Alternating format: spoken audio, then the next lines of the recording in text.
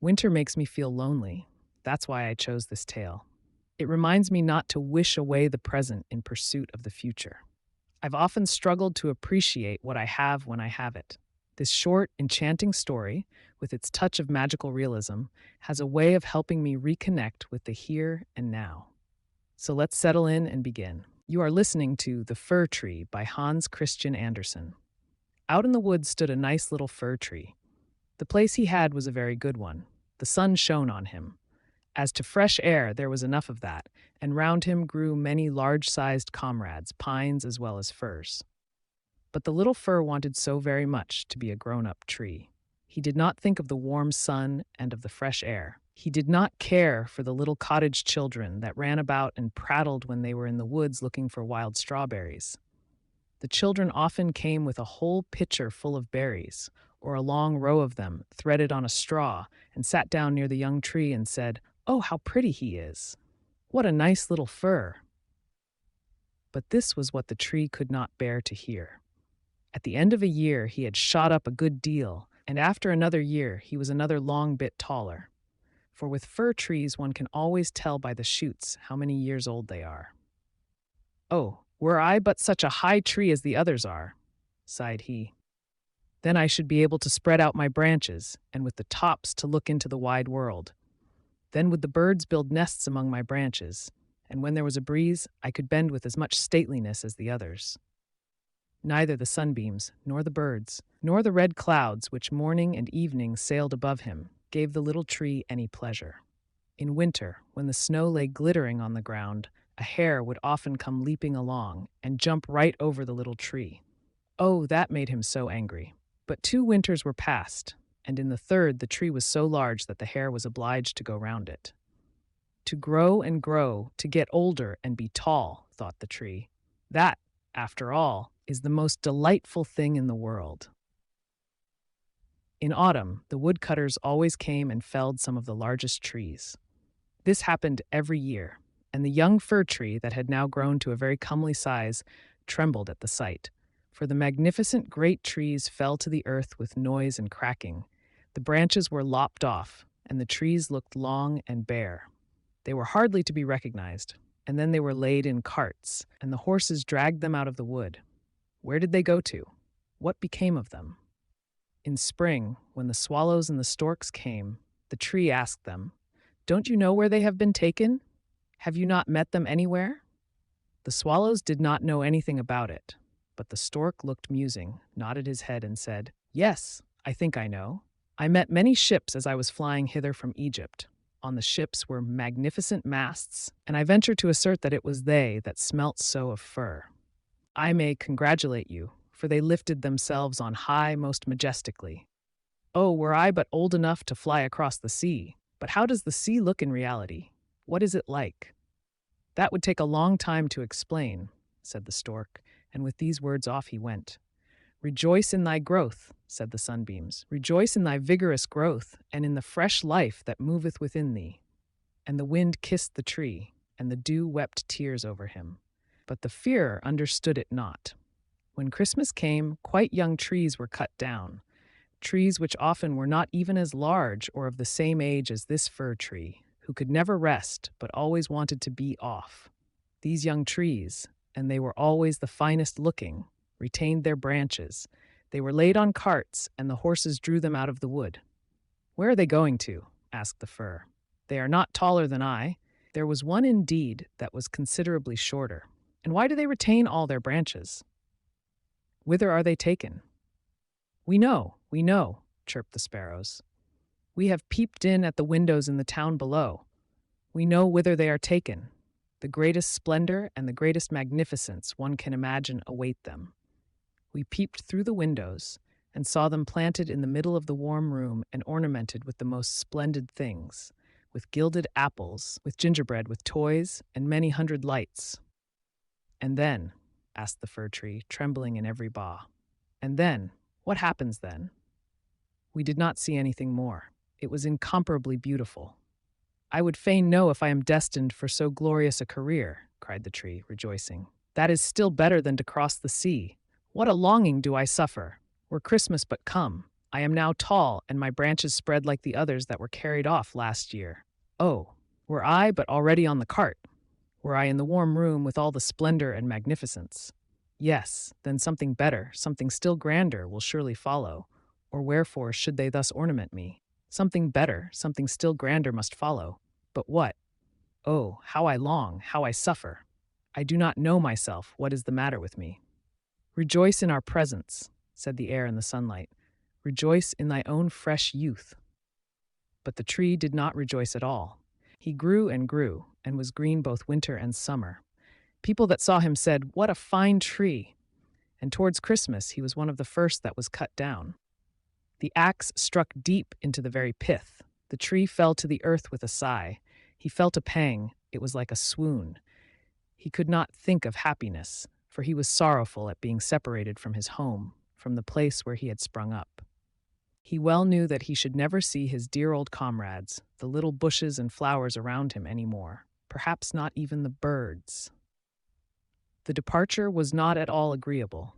The tree only came to himself when he was unloaded in a courtyard with the other trees, and heard a man say, "That one is splendid. We don't want the others."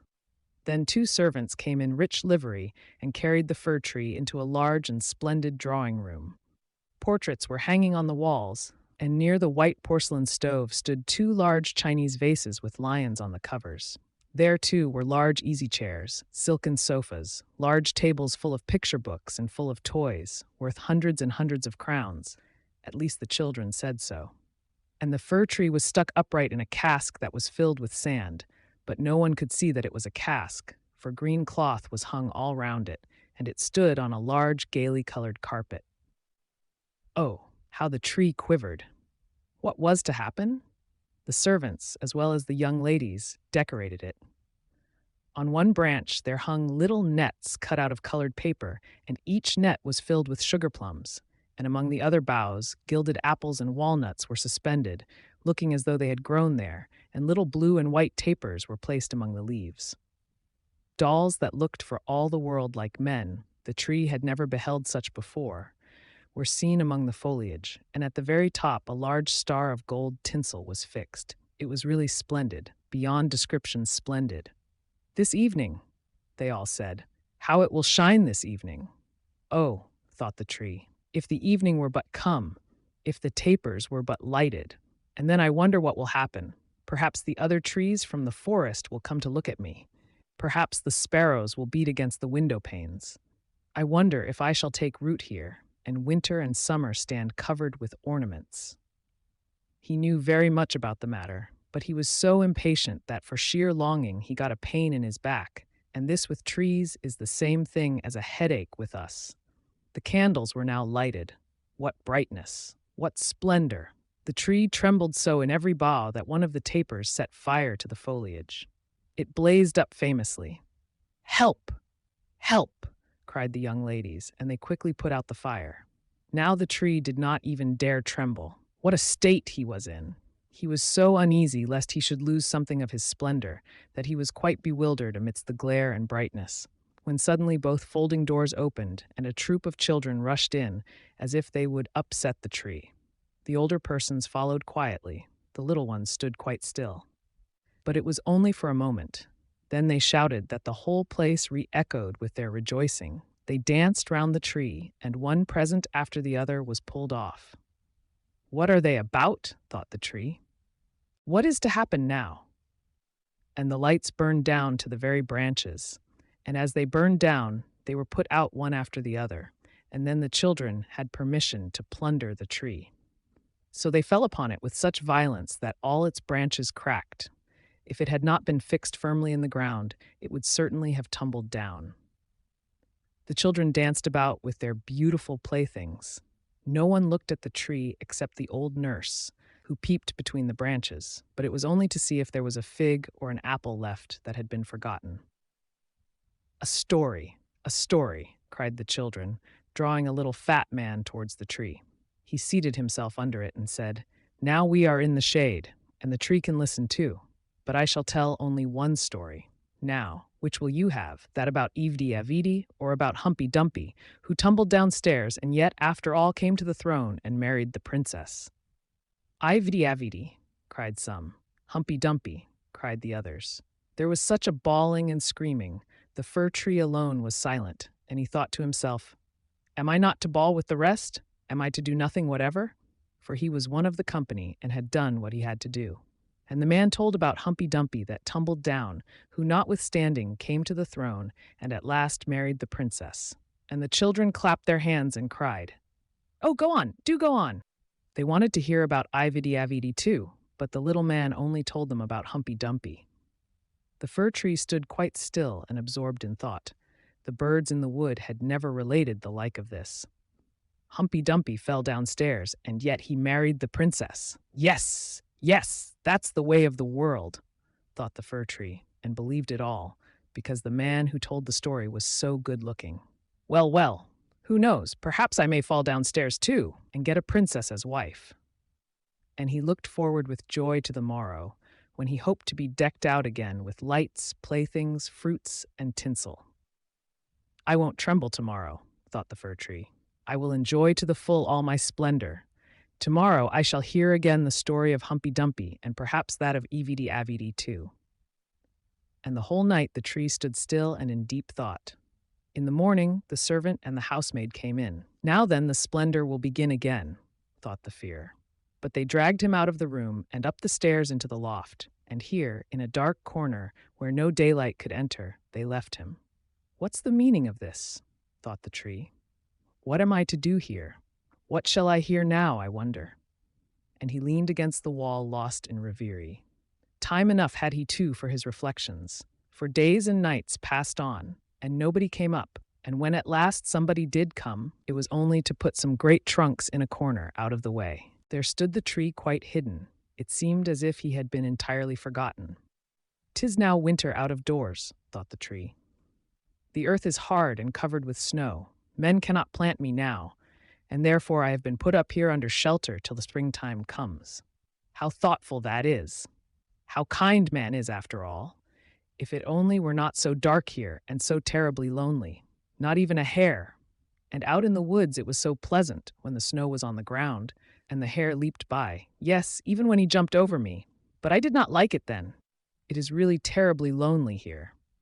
"Squeak, squeak," said a little mouse at the same moment, peeping out of his hole, and then another little one came. They snuffed about the fir tree and rustled among the branches. "It is dreadfully cold," said the mouse, "but for that it would be delightful here, old fir, wouldn't it?" "I am by no means old," said the fir tree. "There's many a one considerably older than I am." "Where do you come from?" asked the mice, "and what can you do?" They were so extremely curious. "Tell us about the most beautiful spot on the earth. Have you never been there? Were you never in the larder where cheeses lie on the shelves and hams hang from above, where one dances about on tallow candles, that place where one enters lean and comes out again fat and portly?" "I know no such place," said the tree. "But I know the wood, where the sun shines and where the little birds sing." And then he told all about his youth. And the little mice had never heard the like before, and they listened and said, "Well, to be sure, how much you have seen! How happy you must have been!" "Aye," said the fir tree, thinking over what he had himself related. "Yes, in reality those were happy times." And then he told about Christmas Eve, when he was decked out with cakes and candles. "Oh," said the little mice, "how fortunate you have been, old fir tree." "I am by no means old," said he. "I came from the wood this winter. I am in my prime, and am only rather short for my age." "What delightful stories you know," said the mice, and the next night they came with 4 other little mice, who were to hear what the tree recounted. And the more he related, the more he remembered himself, and it appeared as if those times had really been happy times. "But they may still come. They may still come. Humpy Dumpy fell downstairs, and yet he got a princess." And he thought at the moment of a nice little birch tree growing out in the woods. To the fir, that would be a real charming princess. "Who is Humpy Dumpy?" asked the mice. So then the fir tree told the whole fairy tale, for he could remember every single word of it, and the little mice jumped for joy up to the very top of the tree. Next night 2 more mice came, and on Sunday 2 rats even, but they said the stories were not interesting, which vexed the little mice, and they too now began to think them not so very amusing either. Do you know only one story? Asked the rats. Only that one, answered the tree. I heard it on my happiest evening, but I did not then know how happy I was. It is a very stupid story. Don't you know one about bacon and tallow candles? Can't you tell any larder stories? No, said the tree. Then goodbye, said the rats, and they went home. At last the little mice stayed away also, and the tree sighed. After all, it was very pleasant when the sleek little mice sat round me and listened to what I told them. Now that too is over, but I will take good care to enjoy myself when I am brought out again. But when was that to be? Why, one morning there came a quantity of people and set to work in the loft. The trunks were moved, the tree was pulled out and thrown, rather hard, it is true, down on the floor, but a man drew him towards the stairs, where the daylight shone. Now a merry life will begin again, thought the tree. He felt the fresh air, the first sunbeam, and now he was out in the courtyard. All passed so quickly, there was so much going on around him, the tree quite forgot to look to himself. The court adjoined a garden, and all was in flower. The roses hung so fresh and odorous over the balustrade. The lindens were in blossom. The swallows flew by and said, "Queer vit, my husband is come," but it was not the fir tree that they meant. "Now then, I shall really enjoy life," said he exultingly, and spread out his branches. But alas, they were all withered and yellow. It was in a corner that he lay, among weeds and nettles. The golden star of tinsel was still on the top of the tree and glittered in the sunshine. In the courtyard, some of the merry children were playing, who had danced at Christmas round the fir tree, and were so glad at the sight of him. One of the youngest ran and tore off the golden star. "Only look what is still on the ugly old Christmas tree," said he, trampling on the branches, so that they all cracked beneath his feet. And the tree beheld all the beauty of the flowers and the freshness in the garden. He beheld himself and wished he had remained in his dark corner in the loft. He thought of his first youth in the wood, of the merry Christmas Eve, and of the little mice who had listened with so much pleasure to the story of Humpy Dumpy. "'Tis over, 'tis past," said the poor tree. "Had I but rejoiced when I had reason to do so! But now 'tis past, 'tis past!" And the gardener's boy chopped the tree into small pieces. There was a whole heap lying there. The wood flamed up splendidly under the large brewing copper, and it sighed so deeply. Each sigh was like a shot. The boys played about in the court, and the youngest wore the gold star on his breast, which the tree had had on the happiest evening of his life. However, that was over now. The tree gone, the story at an end. All was over. Every tale must end at last. Thank you for listening to The Fir Tree by Hans Christian Andersen. We hope you enjoyed this reading. Leave a like to support the channel and share your thoughts and suggestions in the comments below.